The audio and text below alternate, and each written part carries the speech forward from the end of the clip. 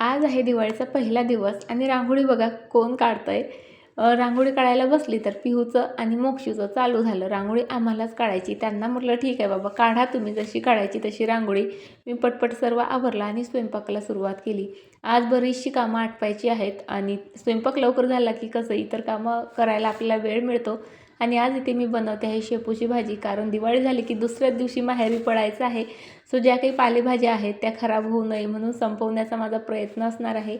सोबत दहीही लावलं आणि सर्व कामं आटोपता आटोपता संध्याकाळ झाली. छान रांगोळी काढली, दिवे लावलेत आणि यावर्षीचं डेकोरेशन तर इतकं सुंदर दिसतंय ना की इथेच बसावं असं वाटतं. आणि आज ना मी एक मोठा घोड केला. या कॅन्डलसाठी सेल आणायला गेले, त्या काकांनी माझ्या हातात दिलेले सेल रिटर्न दिलेत की नाही आम्हाला छोटेच पाहिजे म्हणून.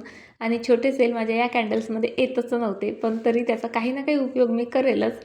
पण चला आता बसलेला आहोत आम्ही तोरण बनवायला. बघा दिवाळीच्या दिवशी स्वयंपाक आणि बऱ्याचशा गोष्टी असतात, त्यामध्ये तोरण वगैरे बनवायला घेतलं की मग भरपूर वेळ निघून जातो. म्हणून म्हटलं तोरण हार वगैरे आपण आत्ताच बनवून घेऊयात. सो यावेळेचं तोरण जरा वेगळ्या पद्धतीने बनवलं. कसं दिसत आहे मला नक्की कमेंट करून सांगा.